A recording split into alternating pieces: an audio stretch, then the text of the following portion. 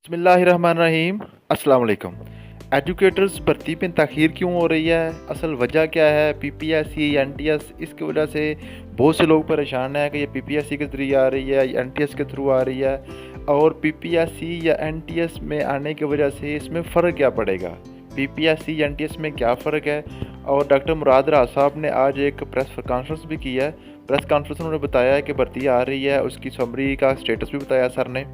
पहले आप देख लें कि सर ने क्या कहा है, एजुकेशन मिनिस्टर साहब ने। उन्होंने अपनी जो आज प्रेस कॉन्फ्रेंस किया, प्रेस कॉन्फ्रेंस में क्या कहा है, फिर मैं आपको बताता हूँ कि भर्ती आ क्यों नहीं रही, इसमें ताख़ीर क्यों हो रही है, इसकी वजह असल क्या है।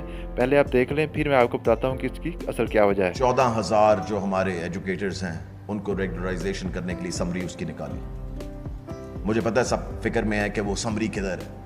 वो समरी इस वक्त लॉ डिपार्टमेंट के अंदर है, और लॉ डिपार्टमेंट के बाद इंशाअल्लाह ताला वो सीएम के पास होगी और हो जाएंगे 14,000 जो हमारे टीचर्स हैं, इंशाअल्लाह ताला वो रेगुलराइज होंगे। दूसरी चीज़ जो हमने की, फौरन ये तीन चीज़ें हमने इकट्ठी की, 16,000 से ज़्यादा जॉब्स एजुकेटर्स की हमने निकाली टीचर्स के लिए। ये फर्स्ट फेज है।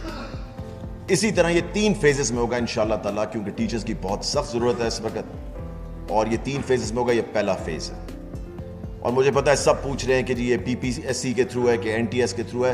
ये एनटीएस जैसा सिमिलर एग्जाम इंशाअल्लाह ताला होगा, जिसके थ्रू ये होगा और वहां से किया जाएगा।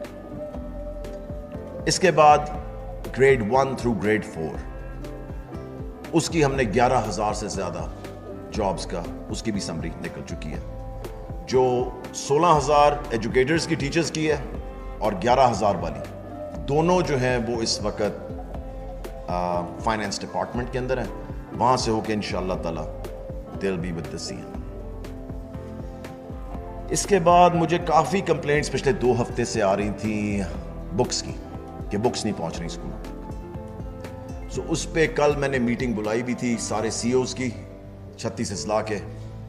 और तो जी जनाब, आपने सुना कि डॉक्टर मुराद राज साहब कह रहे हैं कि जनाब एनटीएस तर्ज का पेपर होगा। अब उन्होंने ना तो पीपीएससी का है ना ही एनटीएस का है, एनटीएस तर्ज का पेपर होगा। असल वजह क्या है? ये भर्ती की समरी भी अप्रूव हुई पड़ी है, बिल्कुल रेडी पड़ी है, लेकिन मसला यहाँ पे सिर्फ आके टेस्टिंग एजेंसी पे आके लटका हुआ है, पीपीएससी या एनटीएस। आप देखें, ये मसला इतना आसान है नहीं, बिल्कुल इतना सीधा मसला है नहीं जितना ये सीधा नज़र आ रहा है। अब 16,000 भर्ती है, 3 फेजेज में कह रहे हैं। ये पहला फेज़ 16,000 का है। मीन के 16,000 की 48,000 यानी कि 50,000 के राउंड अबाउट ये भर्ती आएगी। असल मसला ये है, 16,000 भर्ती है, एप्लीकेंट 16,000 नहीं होना। एप्लीकेंट तो तकरीबन 16 लाख होगा, एप्लीकेंट 16 लाख से भी ज़्यादा हो जाएगा। अब आप खुद अंदाज़ा करें कि अगर एप्लीकेशन फ़ीस 1,000 रुपया भी रखा जाए, तो 16 लाख को 1,000 से मल्टीप्लाई कर लें या 500 से ही कर लें, कितनी बड़ी अमाउंट, कितनी बड़ी अमाउंट इकट्ठी होने जा रही है। एजुकेटर्स भर्ती में जो रजिस्ट्रेशन फ़ीस होगी, जो क्वालिफिकेशन, जो टेस्ट क्वालिफाई करने के लिए आपने जो रिटन टेस्ट में अप्लाई करने के लिए जो फ़ीस जमा करवानी है, उस फीस की मद में 16,000 के लिए कम और बेश 16 लाख लोगों ने अप्लाई कर देना।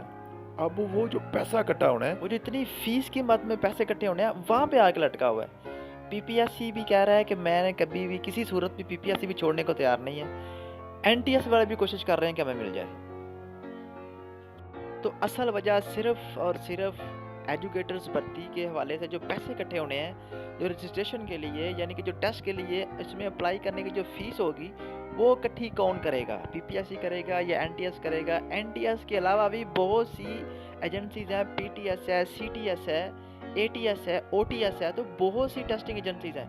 सारे के सारे जोर लगा रहे हैं, मुख्तलिफ वाया से सिफारिशें करवा रहे हैं, मुख्तलिफ वाया से वो जोर लगा रहे हैं, और ये बात मिनिस्टर साहब से भी ऊपर की चली गई हुई है। मिनिस्टर साहब को भी मुख्तलिफ वाया से सिफारिशें आ रही हैं कि ये जो प्रोजेक्ट है, एजुकेटर्स की भर्ती का प्रोजेक्ट है, ये किसको दिया जाए। यहाँ पे आके बात अड़ी हुई है, किसी एजेंसी को जो है ना किसी तरफ से सपोर्ट हासिल है, किसी एजेंसी को किसी तरफ से सपोर्ट हासिल है।